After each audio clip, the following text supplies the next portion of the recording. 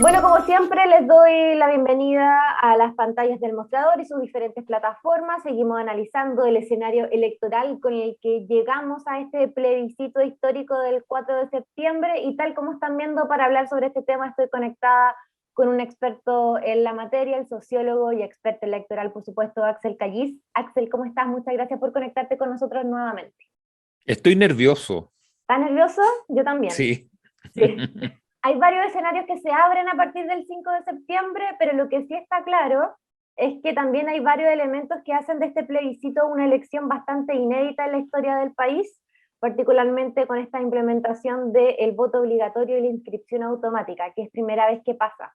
Entonces, lo primero que te quería preguntar es que nos puedas contar datos respecto a la masa de votantes con las que hoy día cuenta este plebiscito, en comparación, y a lo mejor haciendo un paralelo de cómo fue el escenario la última vez antes del 2012, cuando todavía había voto obligatorio. Partamos por ahí. A ver, como que hay distintos tipos de público también, Francisca. Hay personas que saben muy bien cómo ha evolucionado el padrón. Sí. Yo diría que estamos como en una situación bastante parecida, no políticamente, ni de clima tampoco, muy parecido al 88, porque hay expectativas de participación que son muy parecidas a las que había el 88.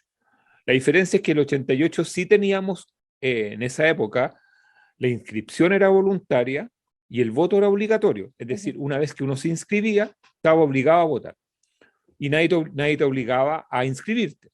Pero ¿qué sucedió en el plebiscito del 88? Que el 91% de los chilenos mayores de 18 años de esa época se inscribieron para votar.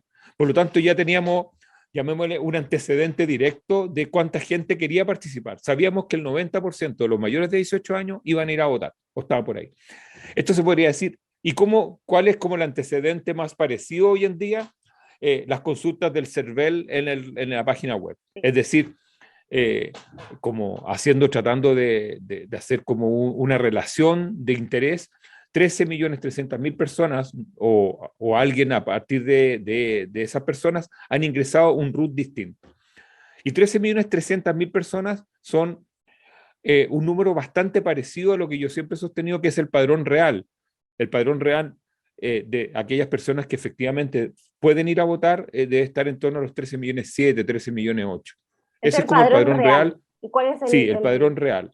el Porque el padrón que teóricamente establecido? todos conocemos es de 15 millones, 15 millones 100, más o menos, entre los chilenos que están en el exterior, los 97.000 que están inscritos, que son del exterior, más los 15 millones que están en Chile, hacen un padrón de 15 millones 100 aproximadamente. Pero ¿qué pasa? Que ese padrón de 15 millones 100 tiene al menos 700, 800 mil chilenos que viven en el exterior hace muchos años y que aparecen en el padrón y que no se inscribieron para votar fuera. Entonces ahí ya uno baja de 15 millones a 14 millones 200. Y luego hay una serie de particularidades o casos. Por ejemplo, yo calculo en alrededor de 100.000, 80.000, 100.000 los extranjeros que estando inscritos volvieron a sus países, por lo tanto ya no pueden votar. Que eso también ocurre, sobre todo en la comunidad peruana y en la comunidad argentina que se vino a Chile en los años 2000. Recordemos, para que un extranjero vote, son 5 años de residencia y ahí aparece en forma por defecto en el padrón.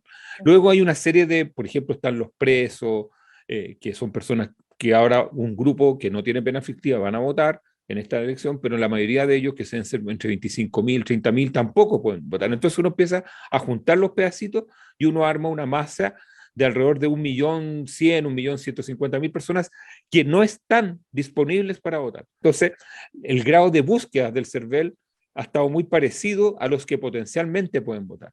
Entonces, la pregunta es, ¿qué pasa si votan todas esas personas? Bueno, si votan todas esas personas, tendríamos una participación cercana al 70-80% del padrón, que es algo muy parecido, Francisca, a lo que votan los países que tienen voto obligatorio, como Argentina, Brasil, Perú, que son como los referentes que tenemos cerca de Chile.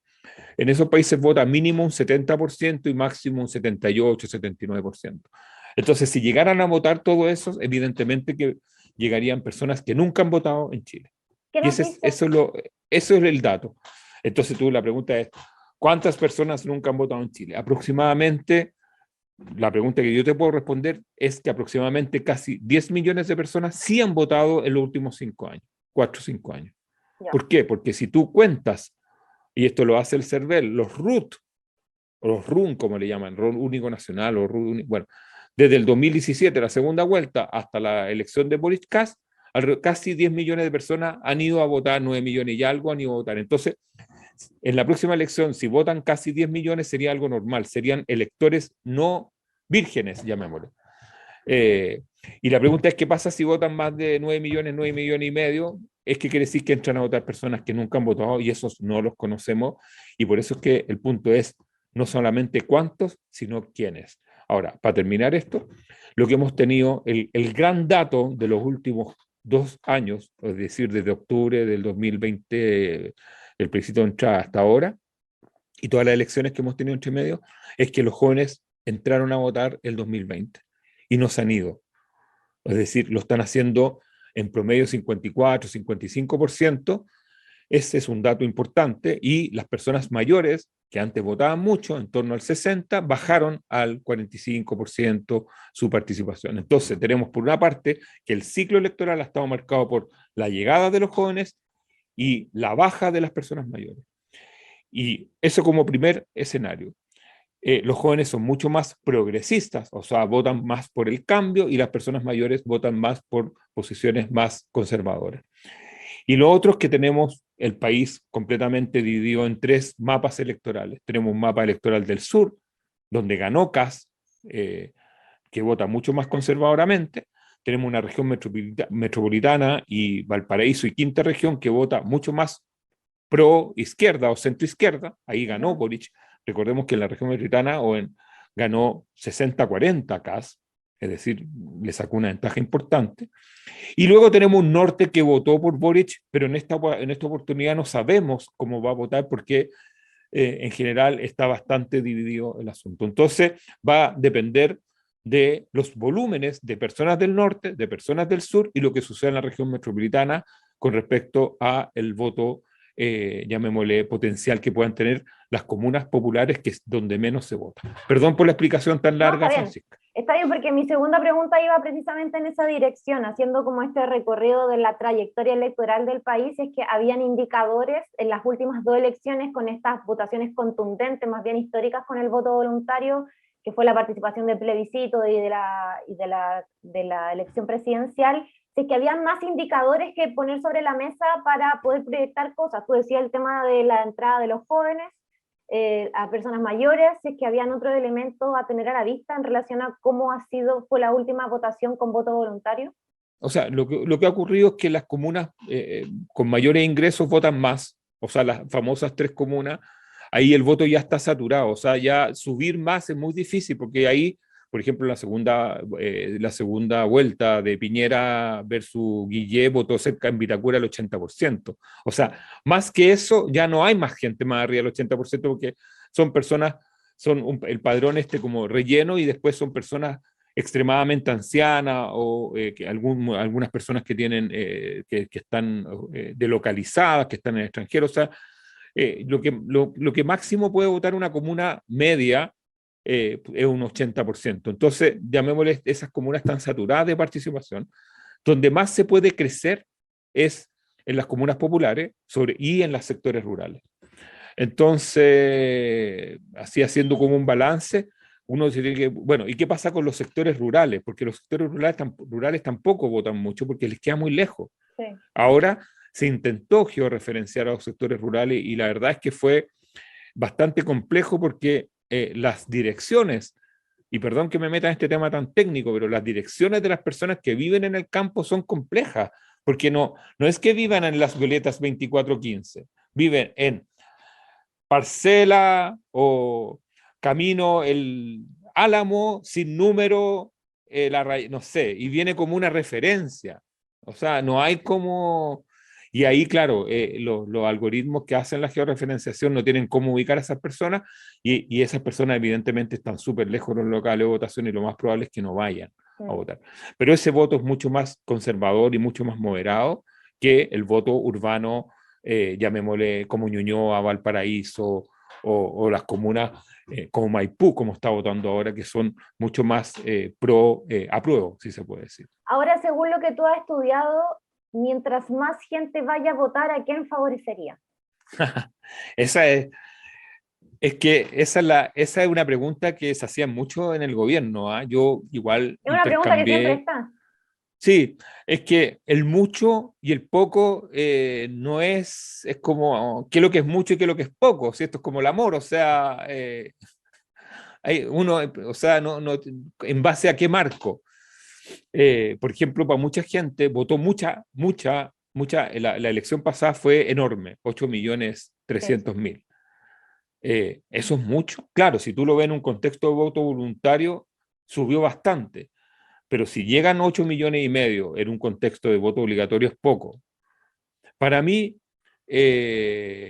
mucho es que haya, o sea, no mucho, para mí una alta participación sería sobre 10 millones, porque ahí entramos a un terreno ignoto, o sea, ahí entramos con votantes que no conocemos. Y Ujú. eso sería una alta participación y por lo tanto el resultado sería súper legítimo. Si vota menos de 10 millones, 9 millones y algo, sería una alta participación, pero con gente conocida. O sea, gente normalmente que ya sabemos cómo. ¿Cómo va a votar? Ahora, claro, pero esto también depende del clima que haya o el tiempo que haya en el sur el domingo. Si hay lluvias torrenciales, no sé, pues en la Araucanía lo más probable es que baje la participación. O sea, siempre hay factores como estacionales que son también importantes. Y también yo creo que la incógnita es si los jóvenes van a seguir votando y si las personas mayores van a volver a votar. Esa es como para mí las dos preguntas claves. Ahora, otro elemento interesante de analizar es que, bueno, un plebiscito es una elección bastante particular, porque a diferencia de las elecciones anteriores, en la papeleta no van a haber nombres de personas, sino que se va a ir a votar por una idea de proyecto del país. No existió la instancia de los debates, que muchas veces en elecciones anteriores también movía la aguja en términos de hacia dónde repuntaban las encuestas una u otra opción. Ahora ha sido constante que el rechazo ha estado por sobre la prueba hace bastante tiempo. ¿Cómo podemos leer las características bien particulares de un plebiscito para poder comprender lo que pudiésemos ver el domingo? Es bien complejo porque los plebiscitos, leerlos cuesta mucho más que leer personas, o sea, Tipo, candidatos. Eh, de hecho, las encuestas donde tienden a. A ver, las encuestas les fue muy bien en el plebiscito de entrada, súper bien. Todas anduvimos, pero ahí al lado. ¿Por qué? Porque era un plebiscito que estaba súper cargado para un lado. O sea, era casi 80-20, entonces no, pero si hubiera estado más apretado, habría sido más complejo. Este plebiscito está mucho más apretado que el plebiscito de entrada. Y tiene el factor del voto obligatorio, que es algo que nunca ha estado medido en las encuestas. Entonces, esos dos componentes le ponen ahí un toque de incertidumbre bastante alto. Las encuestas que nosotros hicimos son de un mes ya, entonces nosotros medimos a finales de julio, principios de agosto, y un mes en un proceso electoral es mucho tiempo. sí. Lo que uno esperaría es que las encuestas que andan, que van a circular entre hoy día y mañana, no se equivoquen, porque en el fondo son encuestas que están a 2 días del plebiscito y que deberían ser muy, muy precisas. Eh, yo no he visto ni una encuesta donde gane la prueba, ni una encuesta nacional. Y las encuestas regionales que he visto tampoco gana la prueba, y donde más pues, he visto aproximación, así como más empatado, ha sido eh, en base a las tendencias de la región metropolitana, pero yo no he visto en general estudios donde estudios pasados donde gane el apruebo. Entonces, hay una expresión ahí, una tendencia que se ha mantenido, porque este es un voto, como yo lo expresé hace como 4 o 5 días en un tuit, que se ha ido cocinando lento, porque no es una segunda vuelta, y eso es muy importante. En una segunda vuelta, las personas quedan libres, los que pierden en la primera, quedan libres y tienen que ir muchos de ellos a buscar el voto, y por lo tanto una decisión rápida. Pero aquí la percepción es que se empezó a conformar ya una tendencia del rechazo. Bueno, primero teníamos personas que vienen del rechazo del 2020, que un 22%, 20% que dijeron que iban a rechazar en ese momento lo que saliera, y después yo creo que se sumó la derecha, por lo tanto ahí se llegó al 40% rápido, y se ha ido cocinando en términos como de tendencia lentamente. No me refiero a cocina de acuerdo, sino que como se ha ido conformando lentamente una percepción desde marzo, abril de este año, cuando la convención empieza a terminar su mandato y empiezan a aparecer para mucha gente algunas incertidumbres, imprecisiones, y que de una u otra forma da cuenta el acuerdo que hizo el oficialismo con la venia del gobierno, donde de una u otra forma cierran y tratan de amarrar ciertos temas que a la opinión pública le genera algún tipo de interrogante. Entonces, en ese sentido, este voto se ha ido, el voto tanto por el rechazo del apruebo, no es un voto abrupto de segunda vuelta, sino que un voto que ha ido madurando los últimos 4 o 5 meses. Por lo tanto, queda poco. Esta última semana es una semana donde no hay mucho que escoger, sino que las personas están tomando la decisión de cómo ir a votar o si no van a poder ir a votar, más que qué votar. Ahora ya para cerrar, otra de las preguntas que circula bastante es si es factible ver fenómenos plebiscitarios como lo que ocurrió con el Brexit en Europa o el proceso de paz de Colombia, que hubo ahí un quiebre importante entre lo que se proyectaba y lo que finalmente resultó. ¿Hay posibilidades de que eso suceda aquí, atendiendo estos factores de incertidumbre que mencionaba? Posibilidades que ocurran esas cosas siempre, porque de una u otra forma, y yo siempre lo digo, el mundo de las encuestas no llegan a ciertos públicos que son bastante difíciles de llegar. O sea, el mundo rural es complejo. Normalmente las encuestas de panel, como las que nosotros hacemos, llegan al mundo rural, pero no a todo el mundo rural.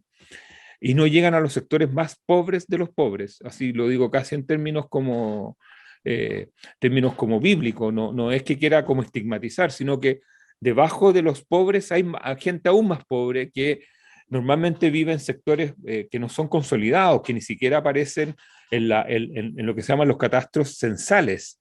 Es decir, ¿se acuerdan, Francisca, cuando había problemas para focalizar el IFE, que habían personas que decían que no les llegaba?